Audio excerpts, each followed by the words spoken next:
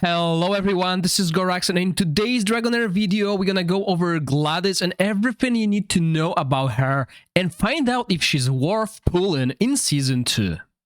First, her design is amazing.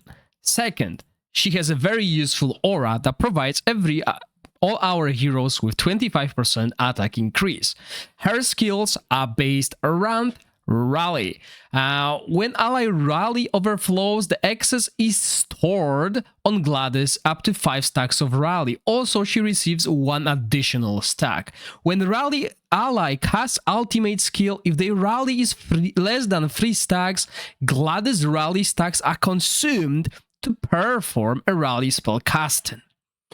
Her battle skill will grant 1 stack of Rally to all Rally allies. So she is a Rally battery. This tells us we might consider moving Lorenfield away from the Rally team, but we'll find out that a little bit later. Her ultimate is a buff, although it does damage. She fires a light orb at each Rally hero, which then bounces to the enemy they are attacking, dealing 500% attack rating damage, and when the orb hits an ally, it grants them 40% attack up for 10 seconds. The character with the highest crit damage gains 10 marks. Each time the marked character's ultimate skill deals damage, 1 mark is consumed to deal additional damage based on 100% attack and allies' 100% attack. I believe Gladys and the hero. Consuming Rally stacks sequentially grants the following effects: increase the mark count by 5, fires 1 additional light orb, and increase the mark count by 15. This buff is huge.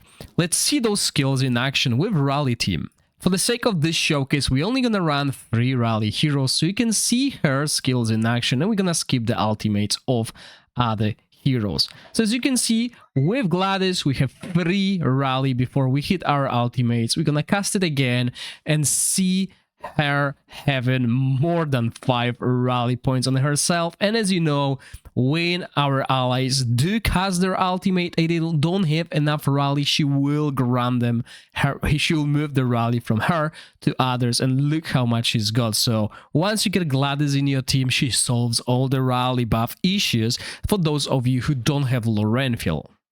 So how would I build Gladys? Well, there's multiple options. First, we need to see if she can do solid damage to build her as damage dealer. In my case, I run her with the Flute of the King, which I believe is the strongest Rally artifact for the non-exclusive artifacts, as Philander will have his own artifact. As you can see, we will compare Lorenfield's damage against Gladys' damage, against Huberg damage, all with very similar stats. But Lorenfield has a little bit more crit damage thanks to his artifact. But before all of that, let's have a look at her talents. Remember, in Season 2, we can choose whichever talent we want and easily activate another talent in the tree by paying 10,000 gold.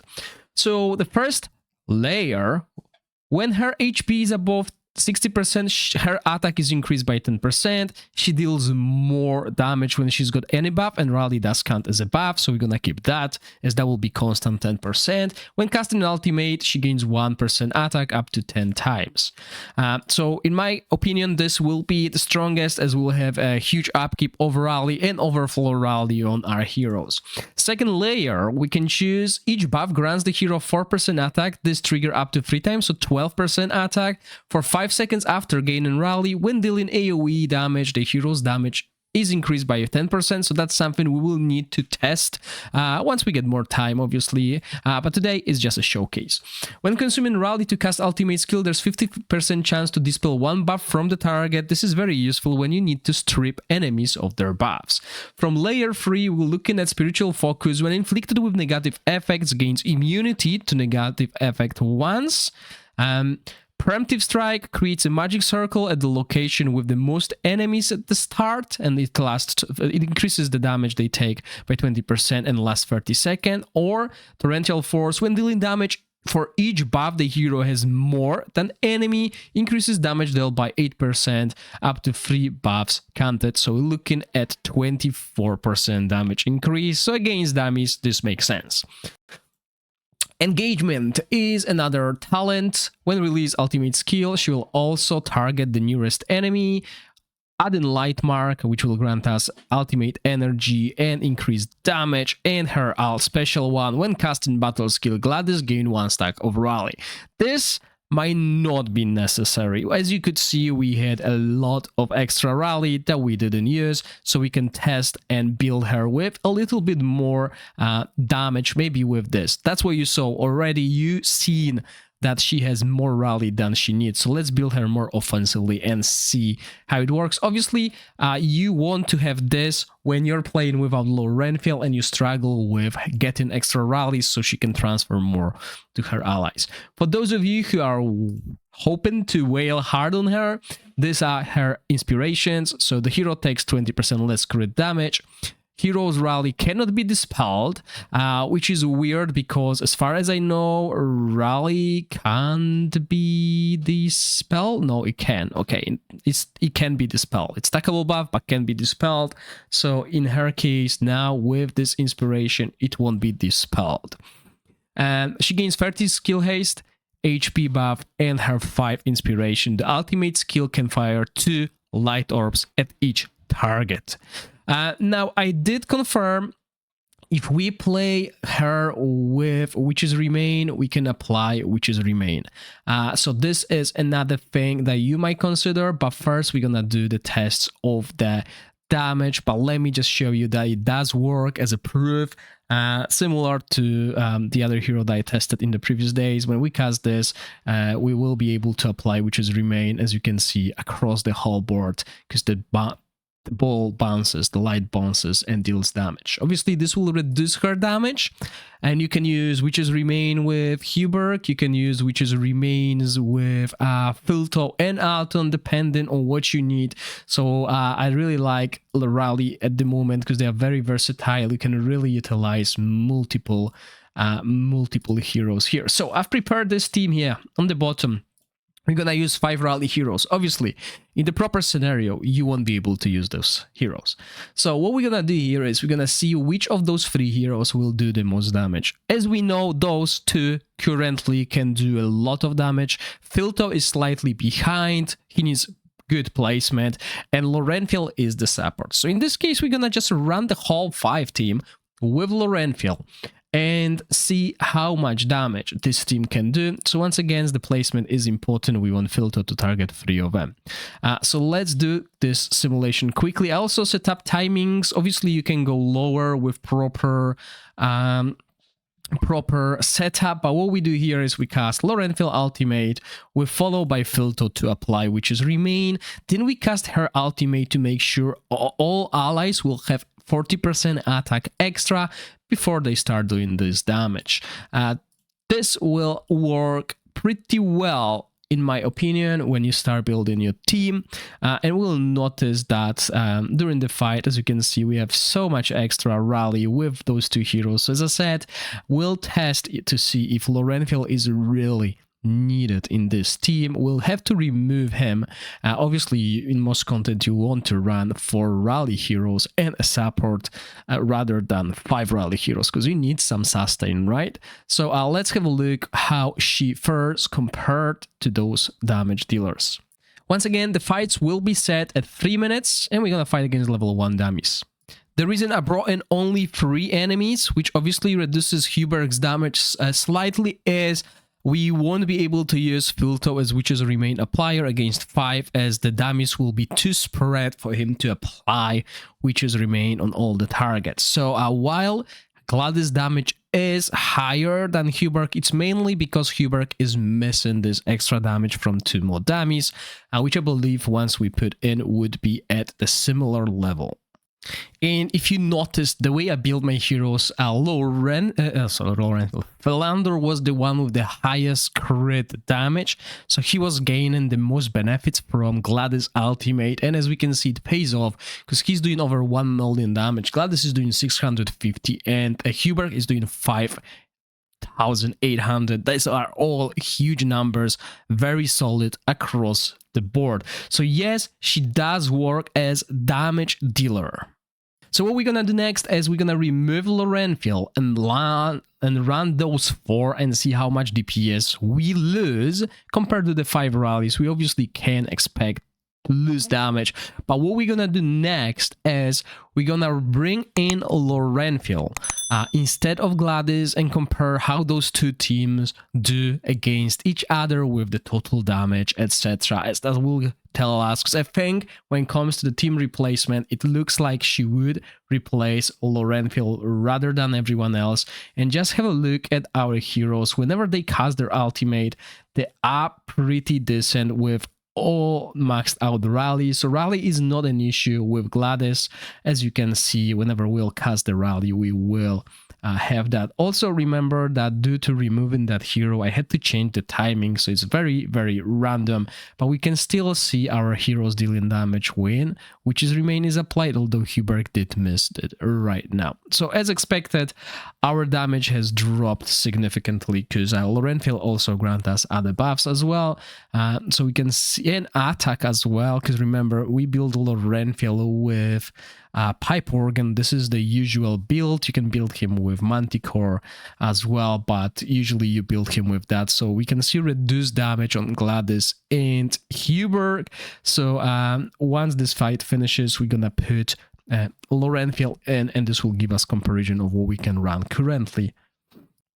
Okay, and here we are, end of the battle, 620,000 DPS on Philander, 350 on Gladys, and 280 on Huberg. So we can see the damage has went down across the board. That was obvious, right? We removed one of the rally buffers. So what we're gonna do next is we're gonna compare this with a team without Gladys and see how they fare.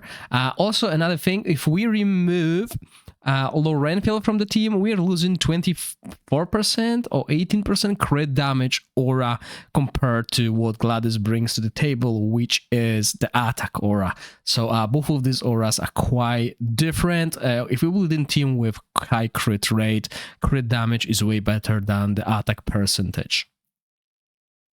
Just a reminder to those of you who have not done it yet, Content Creator Bond Plus is now active. Use code Gorax1 with capital G to claim rewards and participate on my Discord, where we will have multiple giveaways where I just paste codes daily so you can grab them. The more people use my code, the more codes I will receive and I will be able to give away. Now, looking at the damage, we are looking at very similar DPS across the team. We can see the increase for Filto, we can see damage increase for Huberg at the moment, and slight damage increase for Philander. The damage increase for Huberg and Filto is mainly due to the fact that we brought in a hero that has pipe organ, so he's giving them a lot of extra attack so they can dish out more damage. Also worth noting that Lorenfield is built with Puppeteer set, while Gladys was built as a damage dealer rather than support. So this is why we can see this damage increase here as well. And here is the outcome of this fight. So we can see a significant increase on Huberg's damage and Filto damage with Lorenfield. So what I've done is I replaced Lorenfield equipment with Gladys, and now we're gonna run Gladys using the same equipment that we had previously on Lorenfield to compare if that was a significant boost or not to the total team's performance, basically. Another thing that I forgot to mention, when it comes to Filto, you don't really need to time him, but for this test sake, when we did the first run, I had to time him to ensure we always have defense penalty on the target when we cast our ultimates. So we are near the end of the fight, and we can see a slight increase on the damage of Philander, mainly because he's gaining the most through Gladys.